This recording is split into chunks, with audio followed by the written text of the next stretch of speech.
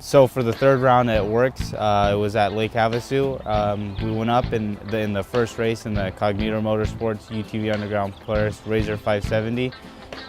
We started the race off fairly well. We didn't get a parade lap. We didn't get a parade lap at all during the whole day. For the 570, got second off the line, was right behind the leader, and he made a little mistake, which I capitalized on. And so after the first lap, I had about 11-second lead. Going throughout the race, track was real rough. There's only about one lane of passing. I started to get caught up to the 850s. I started losing some time with the back drivers. As I was trying to make my way through the field, I had to make some aggressive passes, as you know, it's all racing. They weren't backing down. I got tangled up with another 850. I felt the car starting to get, a little bit weaker. Started to battle the other 570 as he caught up to me.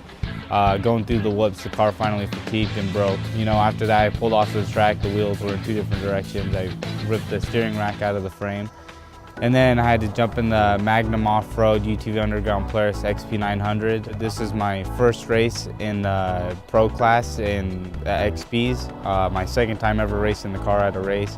So then I jumped in the car and the race started, and I got into a second place start. I wasn't gonna battle with RJ because I know he's been doing it this is the second year now in Kid Halls. Went out second place start, the car felt way different, a lot smoother over everything with the Fox 2.5s. It felt really good. I felt pretty in control, and the track was pretty much got smoother from the two different cars. And then soon throughout the race, RJ Anderson rolled, which let me be first in my line. After that, I started catching up to the row in front of me. And then I finally managed to get through some of the pack. The track was so rocky, I got some rocks in the wheel, and I put a hole in one of the wheels and had to pull it in the hot pits, and that pretty much killed my whole speed. I went back out, not racing as hard as I was, but just still trying to finish and place well. I ended up catching back up to some of the people I was racing with. The pit took about 1:20, and if that didn't happen, I would have probably placed higher. Yeah, I got an 8th place finish, and I'm super happy with that. Yeah, it was a rough track, a lot of broken cars, and we're glad that we made it out with not going home with 2 broken cars.